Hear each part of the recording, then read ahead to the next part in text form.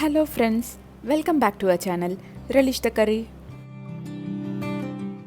இன்னைக்கு எபிசோடில் நம்ம பார்க்க போகிற ஸ்பெஷல் ரெசிபி ஒரு ஹெல்தியான ஒரு மருந்து குழம்பு. இதில் ஓமம் நிறைய சேர்த்துருக்கனால இதை ஓம கறினும் சொல்லுவாங்க. டெலிவரிக்கு அப்புறமா ஒவ்வொரு பெண்களும் கண்டிப்பாக சாப்பிட வேண்டிய ஒரு குழம்பு இந்த மருந்து குழம்பு. நாம் இந்த மருந்து குழம்புல சேர்த்துருக்கிற பொருட்கள் பார்த்திங்கன்னா அவ்வளவு சத்து நிறைஞ்சது. டெலிவரிக்கு அப்புறமா ஒரு பத்திய சாப்பாடாகவே இதை கொடுப்பாங்க. ஃப்ரெஷ்ஷாக இந்த மசாலா செய்ய முடியாதவங்க பல்காக இந்த மசாலா ரோஸ்ட் பண்ணி கூட நம்ம ஸ்டோர் பண்ணி வச்சுக்கலாம். வாங்க இந்த ட்ரெடிஷ்னலான மருந்து குழம்பு எப்படி செய்யலான்னு இந்த வீடியோவில் நம்ம பார்க்கலாம். நம்ம சேனலை ஃபஸ்ட் டைம் பார்க்குறீங்கன்னா இதுக்கு முன்னாடி சப்ஸ்கிரைப் பண்ணலைன்னா மறக்காமல் கீழே இருக்கிற சப்ஸ்கிரைப் பட்டனை கிளிக் பண்ணுங்கள். கூடவே அந்த பெல் ஐக்கானையும் ப்ரெஸ் பண்ணுங்கள். நான் புதுசாக வீடியோஸ் போடும்போது உங்களுக்கு நோட்டிஃபிகேஷன்ஸ் வரும். இந்த ஓமக்கறி செய்கிறதுக்கு தேவையான பொருட்கள் பார்த்திங்கன்னா காஞ்ச மிளகா, முழு மல்லி, மிளகு, சுக்குப்பொடி, ஓமம், பூண்டு, தேங்காய், காயப்பொடி, கடுகு, கறிவேப்பிலை, மஞ்சள், புளி, கல்லுப்பு, நல்லெண்ணெய். முதல்ல நம்ம மசாலாவை ரெடி பண்ணிக்கலாம். அதுக்காக கடாயில் 1 டேபிள் ஸ்பூன் நல்லெண்ணெய் நான் ஊற்றிக்கிறேன். இதில் 1 கப்பு துருவன தேங்காய் நான் சேர்த்துக்கிறேன். தேங்காய் இல்லாமல் கூட இந்த ஓம குழம்பு செய்வாங்க. தேங்காய் போட்டிங்கன்னா உங்களுக்கு கொஞ்சம் டேஸ்ட் எக்ஸ்ட்ராவாக வரும். அதுக்காக தான் நான் தேங்காய் சேர்த்துக்கிறேன். நீங்கள் உங்ககிட்ட வறுத்த தேங்காய் இருந்துச்சுன்னா எல்லா மசாலாவும் சேர்த்ததுக்கப்புறமா கடைசியாக இந்த தேங்காய் போட்டு கூட நீங்கள் வறுத்துக்கலாம். இதோட 4 காஞ்ச மிளகாய் சேர்த்து அதையும் நம்ம வறுத்துக்கலாம்.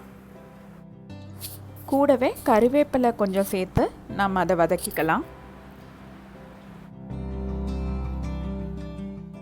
ஒரு 15 பல்லு பூண்டு எடுத்துருக்கிறேன். இதையும் நம்ம சேர்த்து வறுத்துக்கலாம்.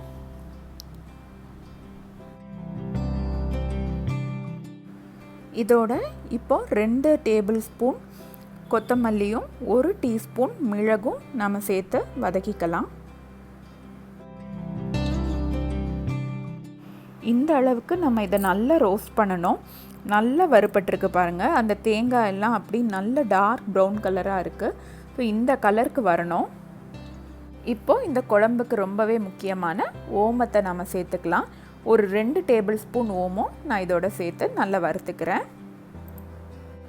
கூடவே 2 டீஸ்பூன் சுக்கு பொடியும் நான் சேர்த்துக்கிறேன். இதோடவே 1 டீஸ்பூன் கடுகையும் சேர்த்து நம்ம நல்லா வதக்கிக்கலாம். ஒரு எலுமிச்சை பழ அளவு புளி நான் இதில் சேர்த்துக்கிறேன். இந்த புளியையும் நம்ம ரோஸ்ட் பண்ணி எடுத்துக்கலாம்.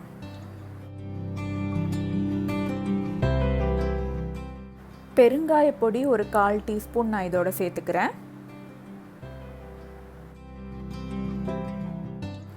கடைசியாக மஞ்சள் பொடி, கல்லுப்பு சேர்த்து நம்ம இதை நல்லா மிக்ஸ் பண்ணி விட்டுக்கலாம்.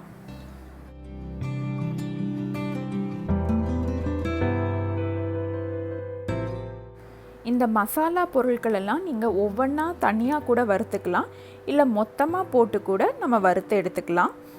ஆனால் தேங்காய் இந்த அளவு உங்களுக்கு டார்க் ப்ரௌன் ஆகணும். அந்த அளவுக்கு நீங்கள் வறுத்து எடுத்துக்கணும். சூடு ஆறுனதும் நம்ம ஒரு மிக்ஸி ஜாரில் ட்ரான்ஸ்ஃபர் பண்ணிவிட்டு இதை பொடியாக அரைச்சிக்கலாம். நீங்கள் பல்காக ஸ்டோர் பண்ணி வச்சுருக்கீங்கன்னா பொடியாக அரைச்சி நீங்கள் ஸ்டோர் பண்ணி வச்சுக்கலாம். இப்போ உடனடியாக கறி பண்ணணும் அப்படின்னா தேவையான அளவு தண்ணி ஊற்றி நம்ம மசாலா பேஸ்ட்டை அரைச்சி எடுத்துக்கலாம்.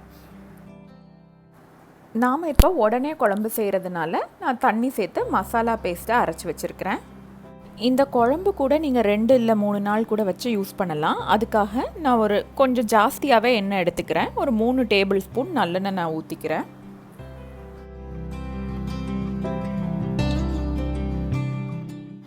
எண்ணெய் சூடானதும் 1 டீஸ்பூன் கடுகு நம்ம இதில் சேர்த்துக்கலாம். கடுகு நல்லா பொரியணும். இதோட 1 கப்பு பூண்டு நான் சேர்த்துக்கிறேன். இந்த குழம்புக்கு பூண்டும் ஓமமும் தான் நல்ல ஃப்ளேவர் கொடுக்கும். ஏன் இவ்வளோ பூண்டு நம்ம சேர்த்துக்கிறோன்னா டெலிவரிக்கு அப்புறமா சாப்பிடக்கூடிய மருந்து குழம்பு தான் நம்ம பண்ணுறோம். இதனால் தாய்ப்பால் சுரக்கிறது ஜாஸ்தி ஆகும். அதுக்காக தான் பூண்டு நாம் நிறைய சேர்த்துக்கிறோம். அதுவும் இல்லாமல் டைஜஷனுக்கும் நமக்கு ரொம்ப ஹெல்ப்ஃபுல்லாக இருக்கும். டெலிவரிக்கு அப்புறமா வயிறு சம்மந்தமாக வேறு ஏதாவது ப்ராப்ளம்ஸ் வரும்னா அது எதுவுமே இந்த மருந்து குழம்பு சாப்பிட்டா உங்களுக்கு வராது. இந்த எண்ணெயிலேயே பூண்டு கொஞ்சம் வதங்கட்டும். இப்போது கூடவே நம்ம கொஞ்சம் கறிவேப்பிலையும் இதோட நம்ம சேர்த்துக்கலாம்.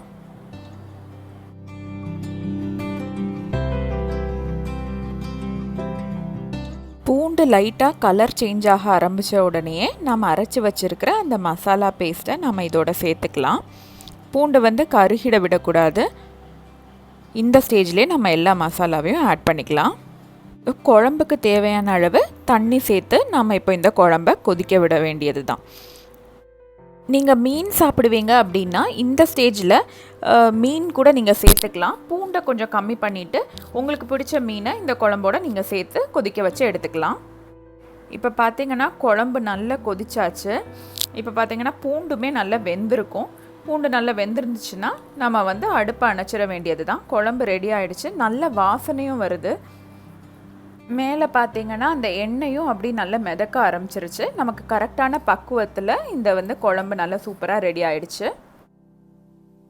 பார்த்திங்கன்னா ஹெல்த்தியான மருந்து குழம்பு நம்ம ரெடி பண்ணிட்டோம். அதே நேரத்தில் இது ரொம்பவே டேஸ்ட்டாகவும் இருக்கும். நம்ம சேர்த்துருக்க பொருள் பார்த்திங்கன்னா பூண்டு, சுக்கு, ஓமம் எல்லாமே ரொம்பவே ஹெல்த்தியான ஐட்டம்ஸ். ஸோ கண்டிப்பாக இது போஸ்ட் டெலிவரிக்கு அப்புறமா எல்லோரும் சாப்பிட வேண்டிய ஒரு குழம்பு. டெலிவரிக்கு அப்புறம் மட்டும்தான் இந்த குழம்பு செய்யணும்னு கிடையாது. உங்களால் முடிஞ்ச சமயத்துலலாம் இந்த குழம்பு செஞ்சு சாப்பிட்டு நம்ம ஆரோக்கியமாக நம்ம உடம்பை வச்சுக்கலாம். ட்ரெடிஷ்னலாக ஹெல்த்தியான ஒரு மருந்து குழம்பு எப்படி செய்கிறதுன்னு இந்த வீடியோவில் நம்ம பார்த்துருப்போம். இந்த வீடியோ உங்களுக்கு பிடிச்சிருந்துச்சுன்னா மறக்காமல் லைக் பண்ணுங்கள், கமெண்ட் பண்ணுங்கள், உங்கள் ஃப்ரெண்ட்ஸோடு ஷேர் பண்ணுங்கள். இதே மாதிரி வேறு நிறைய இன்ட்ரெஸ்டிங்கான வீடியோஸுக்கு நம்ம சேனலை மறக்காமல் சப்ஸ்கிரைப் பண்ணுங்கள். தேங்க்ஸ் ஃபார் வாட்சிங் ரெலிஷ்ட கரி. தேங்க்யூ.